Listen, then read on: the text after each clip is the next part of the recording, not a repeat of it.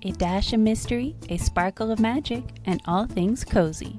Join your host, Elle Hartford, for Cozy Alchemy, a proud member of the Authors on the Air network. Hello and welcome to Cozy Alchemy, the podcast all about cozy, unexpected books. I'm Elle Hartford, and my guest today is Rachael Herron, author of The 7 Miracles of Beatrix Holland. We're going to talk all about it in a minute, but first, Rachael is going to start us off with a game of 2 truths and a lie. This is so fun. All right, so my 3 things. Before I was a full-time author, I was trained as an electrician. Number 1. Number 2 is I live in the windiest city on earth. Number 3 is I lived through a super typhoon. Ooh, okay. Those are fun ones. And I know I have a little bit of background knowledge that the listener might not, which is that you live in New Zealand, right? So, okay, so I'm squaring that with windy and typhoon. Most of what I know about New Zealand is that it's beautiful and it was the backdrop for Lord of the Rings. So I feel like either one of those is possible. So I think I will say number 1 was interesting, but I'll say that one was the lie. You are correct. I think in this game a lot of times the most interesting one is the lie, because we've spent time thinking about it, like, what could I say that sounds boring but also true. Good job. That's fair. Thank you. Yeah. So the windiest city, though, I didn't know that. Wellington, New Zealand is the windiest city in the world. We have 100-kilometer-per-hour winds like every other Tuesday. I'm exaggerating, but only a little bit. Oh, my goodness. The thing that would shut down other cities doesn't even make the news here. Nothing blows over because everything that would blow over has blown over long ago. Yeah. And it's just, it blows people over in the streets. The last time a couple weeks ago, my glasses, which are pretty tight on my face, were blown right off my face. Whoa. Yeah, it's fun. That's amazing. And I honestly could keep asking you about that, but we're not here to talk about like crazy real life things. Only the fantasy things. Yes, only magical books. Okay. And speaking of, so your book, again, The 7 Miracles of Beatrix Holland, is coming. It'll be coming out, I think, just a week or 2 after this podcast airs in August. Yeah. Can you tell us a little bit about it to get us started off? Yeah. The premise is Beatrice is a sensible person. She is an accountant. She likes numbers. She doesn't believe in any of the woo-woo stuff. And then a psychic tells her that she is going to experience 7 miracles. And then she will die. And that's all she knows. And of course she doesn't, she's not worried. Why would she worry about such a silly thing? But then a miracle happens, and then a second miracle happens, and now she's starting to get a little worried. Yeah, understandably so. And I have to say, you kind of touched on it there, but I really love how much we learn about in the beginning. Beatrice, right, is right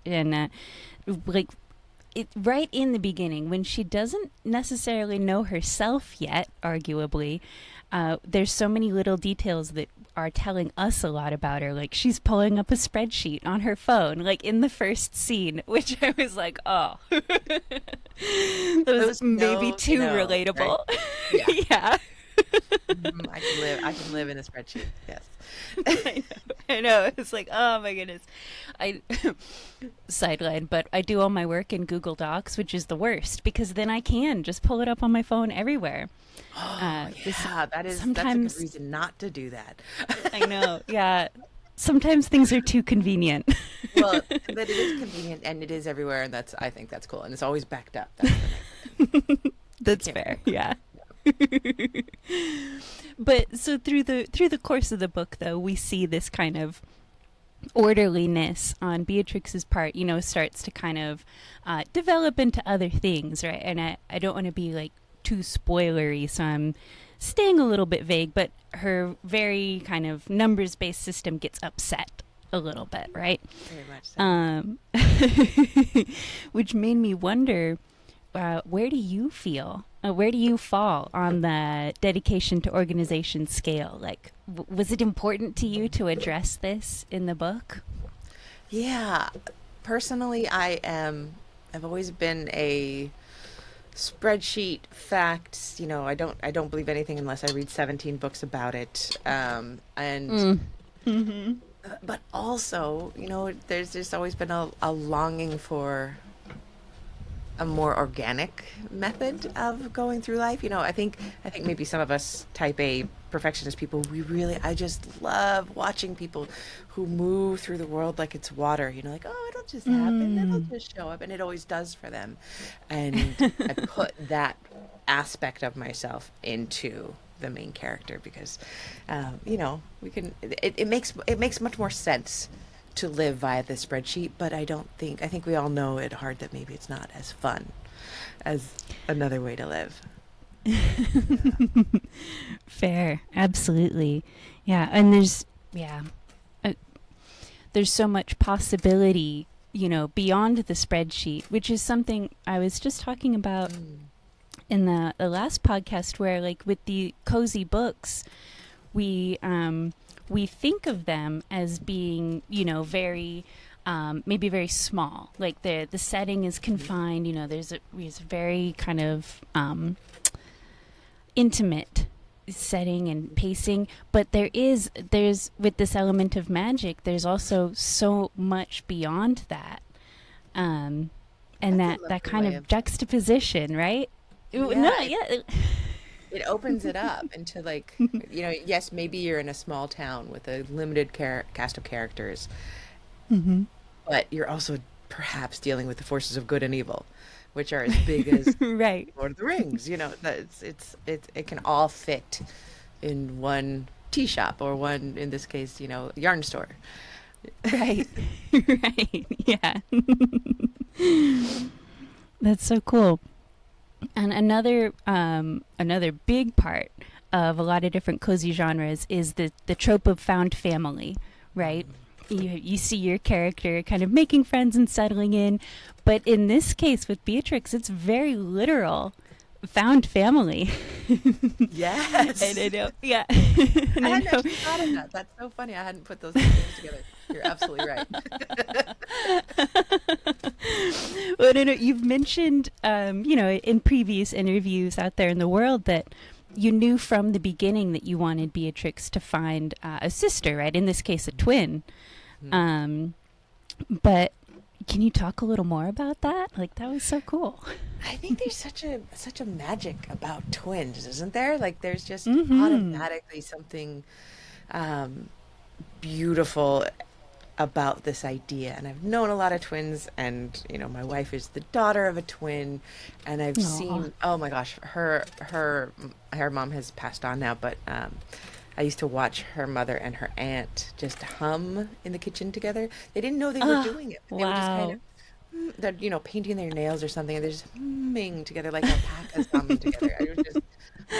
Wow. And it is magical, and I think that I, even as a kid, I always wanted to find a twin, just like in The Parent Trap. Yeah. Turn around and there she is. And what would be more magical for a child who's raised as an only child, who's never known anything else, to run into someone who looks exactly like her. And I know that my brain would absolutely tell me what it told Beatrice, which was that's ridiculous. Look at this doppelganger. We are so alike. Can you believe the chances of that?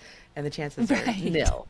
Right? So she does stumble over this literally found family. Thank you for pointing that out. But found family chosen family is always one of my core stories that I go back to again and again and again and again, because I believe that, if we're blessed with a wonderful family, fantastic, but a lot of people aren't blessed with a wonderful family, and becoming an adult is choosing to surround yourself with the people you love who make you into a better person. And Absolutely. And I love showing that on the page. And combining that. A Mm. lot of times I'll combine them. Like, there are often sisters. My sisters are so important to me. There are often sisters. There are often mother-daughter relationships, and there are often these clans of people who have found each other and bonded to each other by choice. I really love seeing characters realize they could choose anybody or anything, but you are now my chosen person or thing. Yeah. Yeah. Yeah. That's so sweet. And speaking of, I apologize if you or any listeners can hear scratching on my end. That is my tortoise. Oh, how cute! That's in and of itself. I know, yeah. So he lives right next to my desk, which when I'm recording is an issue, but What is his normally name? his name is William. William. Oh, Um, cute. yes, originally named for William Makepeace Thackeray. Not to like totally go on a tangent, but I had a cat who was named he was Willie, but he was named after William Shakespeare. oh, So we do what we need to do. nice. Yeah, yeah. He was only William when he was in trouble, though. There's something with this. I know people will say like reptiles, like, like, can you really tell what they're thinking? But this one has quite an attitude, so he is always Oh, William. gorgeous. I love it. But yeah, I like, and I think that's a very good point. This kind of, it does tie in, like, I'm over here naming my pets after great literary, authors, and you as well with your Yeah. cat. So yeah, I think we do, right, identify with the things that we read, and like I love the idea of chosen family and found family as well, kind of for that reason. We're already looking for things to connect to or examples, right? Things like, could I have that in my life? And it's so affirming, you know? Yeah, exactly. And that's what I always want to read Mm-hmm. too. I want to see that. Yeah. Mm-hmm. Mm-hmm. That's amazing. All right. Now, in the book, there is also a reading group guide as well as an author Q&A, which were both a lot of fun to go through. But what struck me as I was reading them was that you mentioned turning to tarot for inspiration. That was so cool. I really love that, and I have to admit, I do it also. um, and you also mentioned like specifically focusing on what would be fun to write next, and I really like that. How does that look for you in practice? So it's an interesting question, and I had never written a book this way. This is my 30th book or so that I've written, Mm. um, and of course, I've gone through periods of burnout where, and I've changed genres way too many times. My agent is never happy with me when I do that again. I think this is my sixth or seventh genre now, and because I do love to follow my heart. But this book, that the concept came to me first, and concepts never come to me first. Usually it's characters, but this one was, she'll be predicted to have 7 miracles and then she'll die. And then I thought, oh my God, what do you do with that? And I thought it was fun. And I actually was I was not in a period of even writing fiction. I didn't really want to write fiction for a while. I was doing a lot of creative nonfiction and memoir, and then I was like, oh no, there's a novel, and I realized that I wanted to just have fun, and I wanted to play, and for me, tarot is a way of, I believe that there are divine mystical things that I cannot understand. I do not understand why tarot works, and for the more scientific, numerical, skeptical part of myself, tarot was something that proved itself to me over and over and Mm. over again. When we were moving to Mm-hmm. New Zealand, uh, I was freaking out. We were doing this on purpose, but what the heck were we doing? We sold our house and we left all of our friends and family, moved around the world, and for for about a month before we left, I got my tarot cards in my hand actually.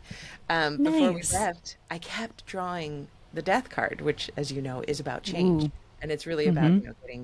getting okay with big change. And I was so irritated one day. Mm-hmm. I was using different decks, and death kept coming up. And then finally, I reached for another deck and I asked the deck, "What do you mean by death. What do I need to know? How do I make this change easier?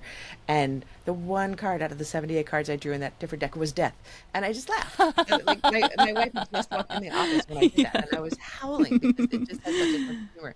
So tarot has proven itself. We don't know how it works, but it's working. And something other is ordering the cards. And so I just kind of asked for help from whatever that is that's ordering the cards, help to write the book, help to make it into something that could help others, help to even when I was stuck, when I would sit down and I don't know what to do next, they were just in this scene, how do I get them to this scene? I would draw a card, and it's this direct line to our subconscious too. It doesn't a completely secular, there's no universe kind of person could use tarot in the same kind of way. Like, I have to admit, when we just sat down right now, I'm still in the waking up phase because it's early in New Zealand, and I just turned over a card to see, is there any advice for me right now in this podcast? And I don't use it for everything, but they're just right at hand here. And I got the moon, which means really kind of like allowing the deep, how would you say, like almost the secret parts, allowing the secret night lit parts to show it right now when I'm talking to you. And Absolutely. I think that's beautiful, and the moon is about creativity and that wildness and the way we don't understand how creativity works, I think comes from. So that's how I used it. I used it whenever I was stuck. And it was so fun. And I have to say, it was the easiest book I've ever written. It was one of those gift books. Really? It just came out quickly, edited easily. That never happens. So I really enjoyed it. That's so cool.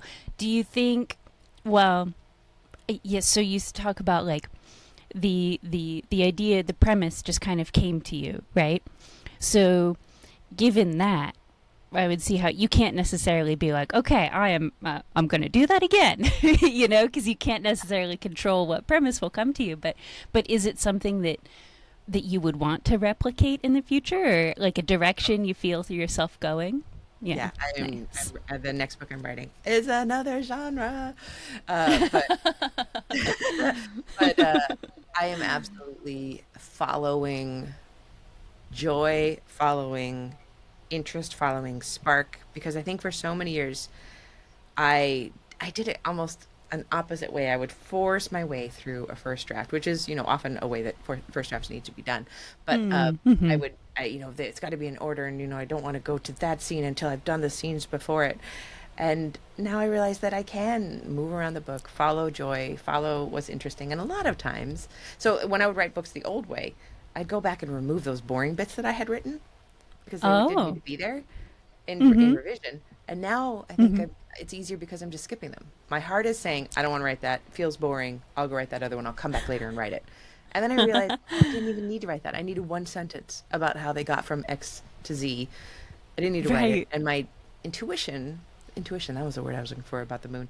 There we go, yeah. Me and allowing my intuition to lead me to the next point. And this next book doesn't have a snappy log line. It doesn't have a high concept, so I am struggling a bit with it. But I am just following it. Again, I'm doing this process of that. This book, Seven Miracles of Beatrix Holland, was written quickly, and this next one, I'm writing as slowly as possible. I'm writing it in 15-minute chunks here and there, and I've never done anything like that. Just and it's super fun.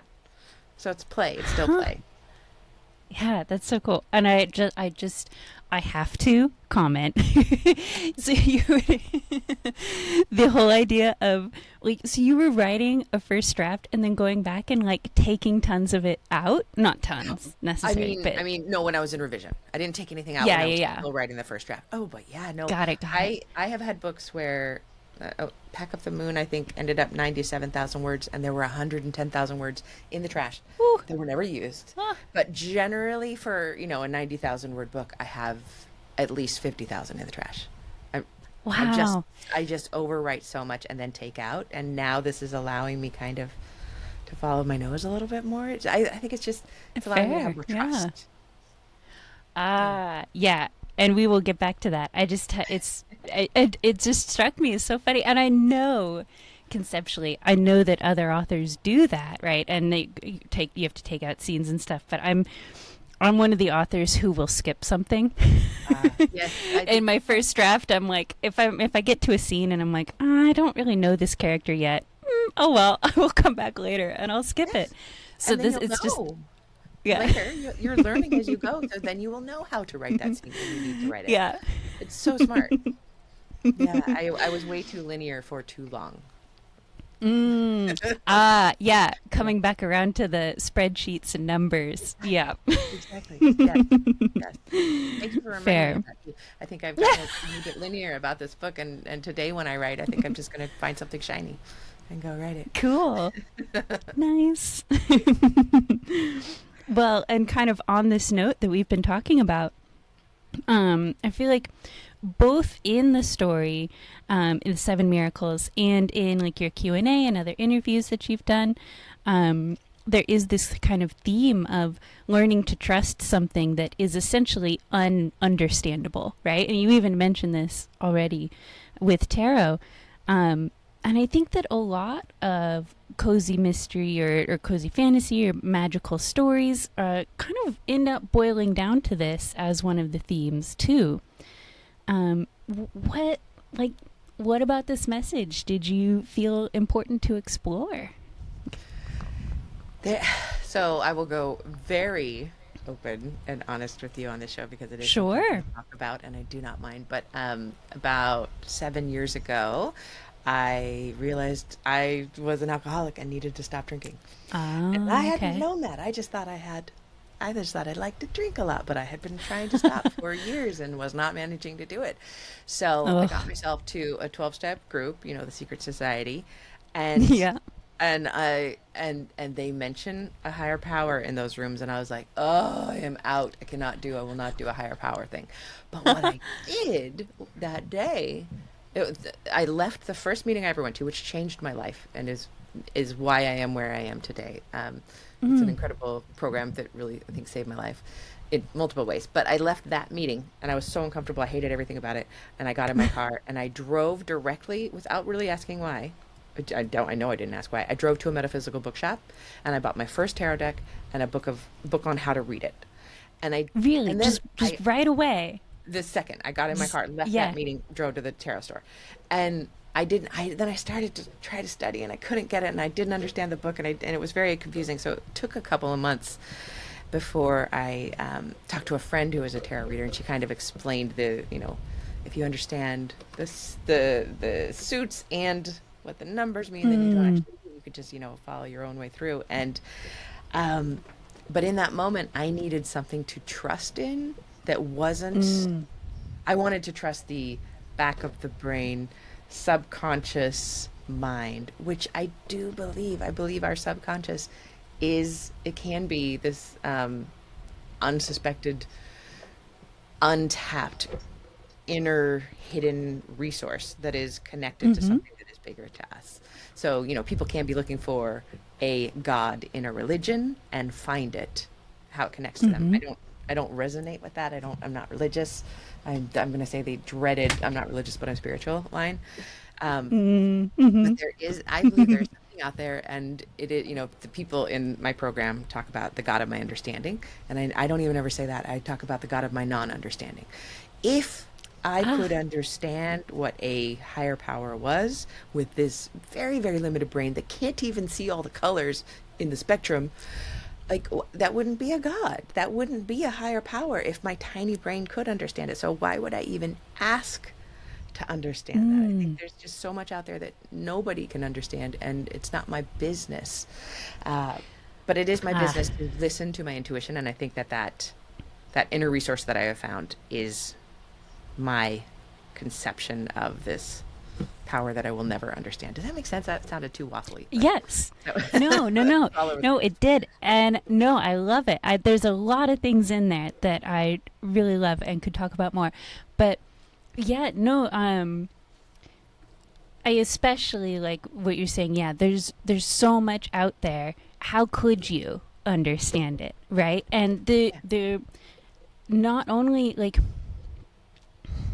what I really like about that is it gives yourself permission to stop trying to understand it all. Yes, You know what I mean? exactly. Because we get really caught up, Yeah. even in a very mundane way, like day-to-day life, being an author, right? Trying to figure out, like, how do I market my book? I need to think it all through. I need to have the perfect strategy.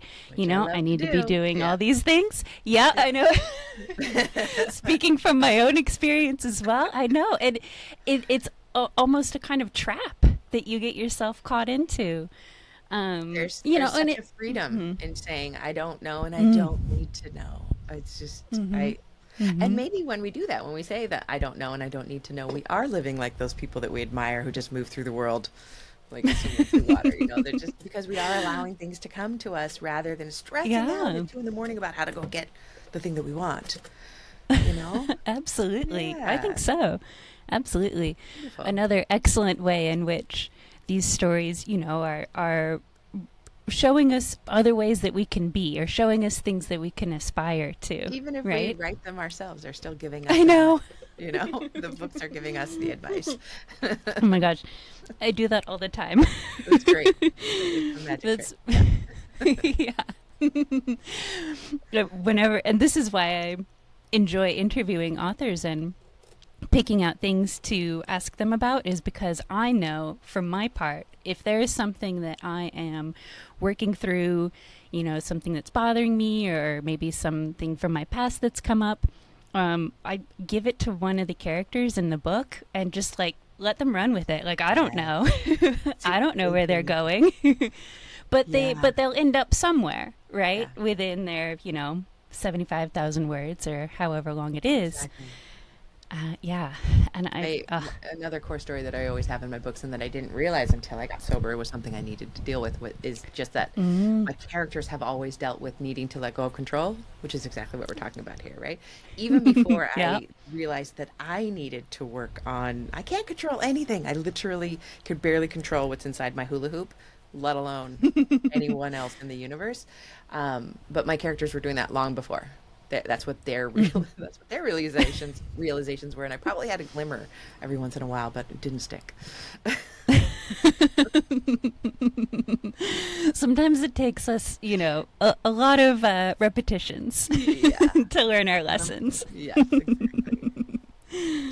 Well, and kind of on that note, because we kind of have skirted around the fact that you have written a whole lot of other books. Like, again, spanning all kinds of genres, right? Like romance, thriller, memoir. Do you have a favorite genre? I have to confess that my favorite genre is memoir. It is the navel-gazing, the creative nonfiction, because it allows me to, I guess it might be a control thing again, like to look at and to make order of my life. I think the true answer is whatever I'm writing is my favorite genre. Like right now I'm writing this historical Fair. novel. Favorite genre. If I write a sequel to Seven Miracles, which is still up in the air, that'll be my favorite. But overall, the course of my life, the thing that has helped me the most is what I'm working on. And in fact, that's how I got sober, was that I had been feeling really burned out. Wasn't feeling creative. I was exhausted all the time. I didn't know what was wrong. And I decided to do a stunt memoir, which is where you do, you pick something and you do maybe one thing a month. And so, and then you write about it. And there's a ton of stuff on memoirs. Okay. I always love these things, like people who challenge themselves in different ways. And I decided to try to refill my creative well by doing something different every month. One month would be only I'm reading. I'm not looking at my phone. I'm not watching television, just reading. Another month was meditation. Another month was being in water every day. And by month two, the music month, I realized I was an alcoholic. And then I was like, oh no, I'm still going to write this book, because I had promised people. But I kept writing about these little things that I was doing as I was exploring sobriety. And so a lot of, I guess what I'm saying is for me in memoir, I don't know who I am or what I think until I start writing about it, organizing it. And then a lot of times I take those lessons that I've learned and put them into books, not really into novels, not really on purpose, but it just happens. Yeah. So like, there's an exploration of one of the characters named Reno. She talks about what her higher power is towards the end of the book. and she calls it Sal, and it's this it stands for the spirit of all life, and she's this truck stop waitress of the universe, and she could like manage the supernova over there on table 12, and she knows what your favorite pie is, and she's like, some more coffee. And that is right. That is my concept of the higher power of my non-understanding, and I only knew to put Sal in there because I'd been exploring it on my own. Yeah. Well, and that is very cool, first of all, but also kind of like leads into the question that came to my mind was, like, for example, with myself, I write in a couple of different genres, but there's always magic. And the line that I have developed that I tell everybody is, I just don't, I just can't at this point write anything without magic. And because why not? If you're just going to make up a story, why not?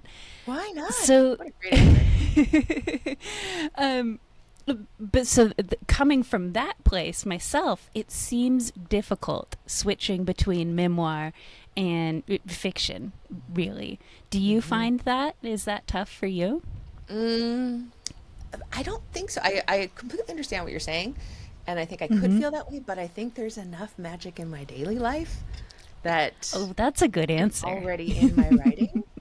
But I will say that the couple of memoirs that I've enjoyed the most in recent days have been memoirs of people exploring magic.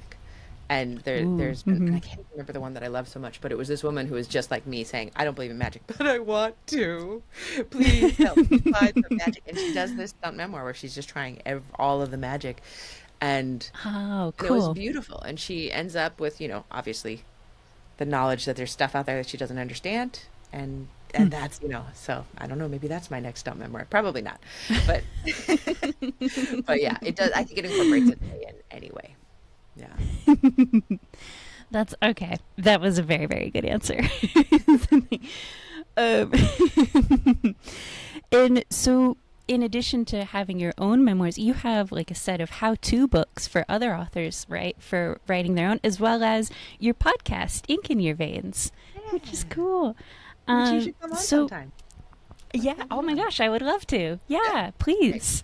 You just have to keep me from rambling. That's the hard part. That's not what podcasts are for. Podcasts are for right. Yeah, I know. People self-select out. If they don't want to ramble, they're listening to something else. Fair. You fit right in. But I think that it's very cool that you have this genre that is very important to you and that you enjoy so much, and then you're also helping others, find their entrance into it. What drew you to helping folks in this way? That's such a good question. I was really, really scared of it. I'd always wanted to help other writers. And I was just terrified I wouldn't be good at it. I'd gotten my master's and I taught a very, very small amount. Like we're talking for 6 months before I decided I wasn't going to teach when I was in my 20s. And then a friend of mine, Mariah, who I will always credit with doing this, she said, I want you to coach me. And I said, I'm not a writing coach. She goes, okay, that's fine. I'm going to pay you and you're going to coach me. And then I did. And I realized that when I was teaching in my 20s, I was teaching, like English 1A to students who didn't care. And I didn't understand that coaching writers who were just starting, and this was after I had a few books out, coaching writers who were just starting was going to just blow up my world in this magnificent, incredible way.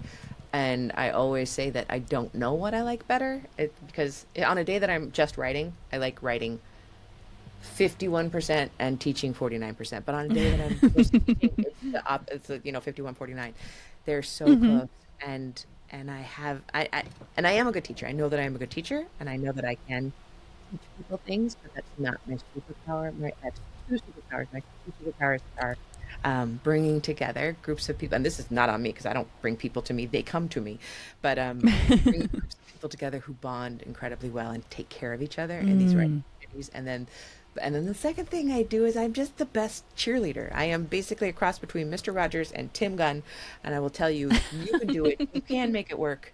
You've got this. And I basically just cheer people into finishing their first drafts or their revisions, and that's what I That's what lovely. I love to do, and that's Yeah. why I guess that's why I started the podcast, and I also selfishly started the podcast because I wanted to talk to other writers. I don't know if you know anything about that, but like Yeah, I know.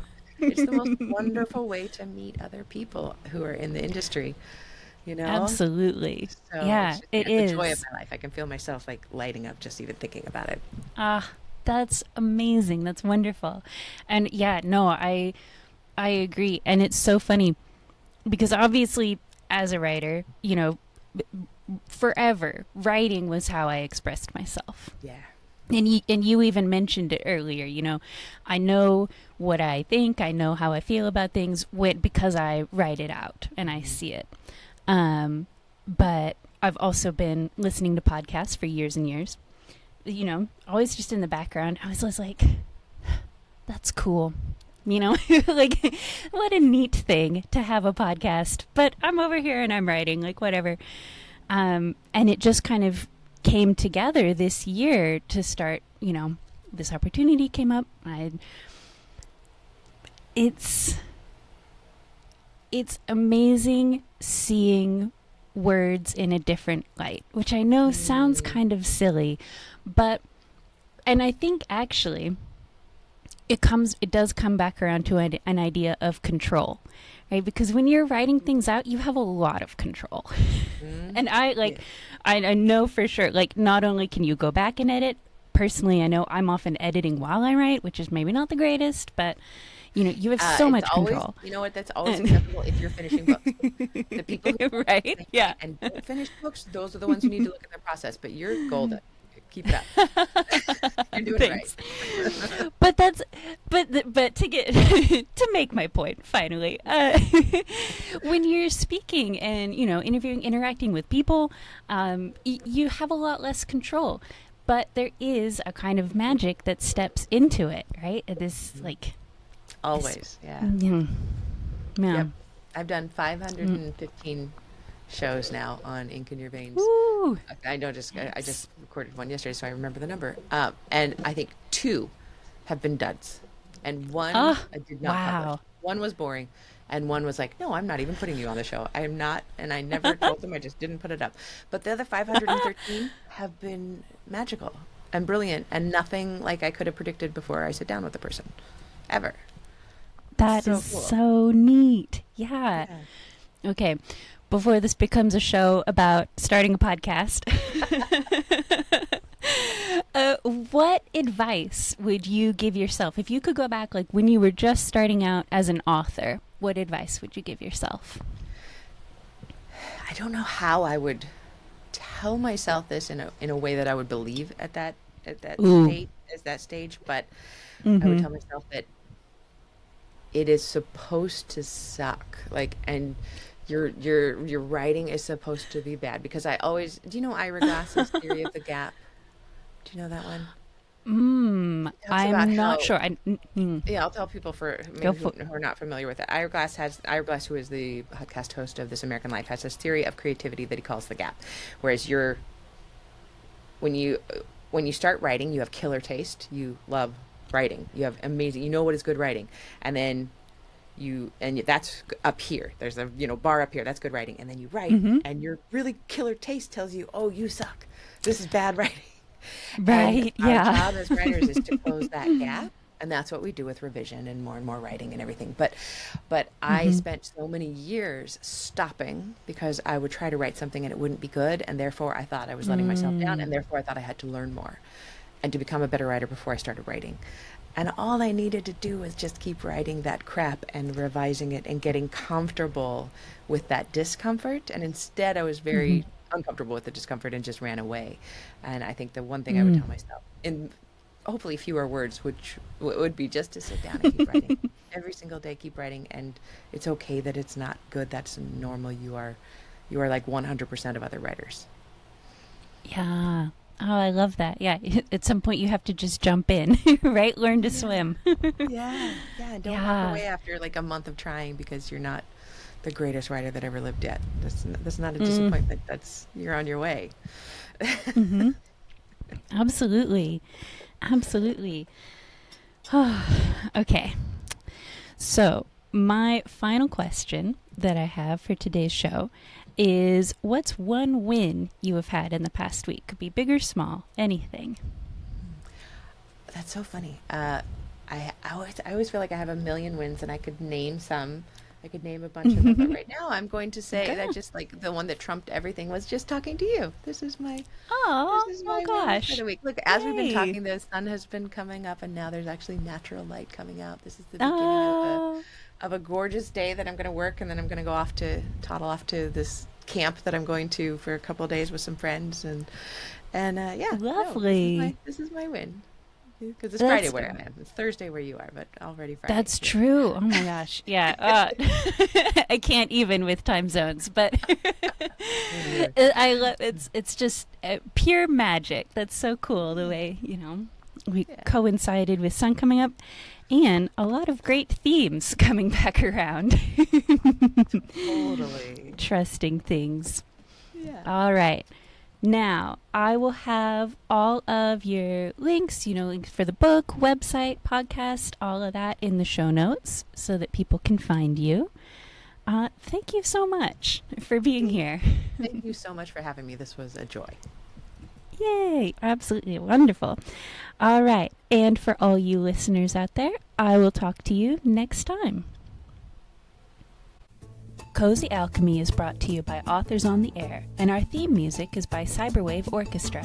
For everything else, blame Elle. You can find her online at ellehartford.com.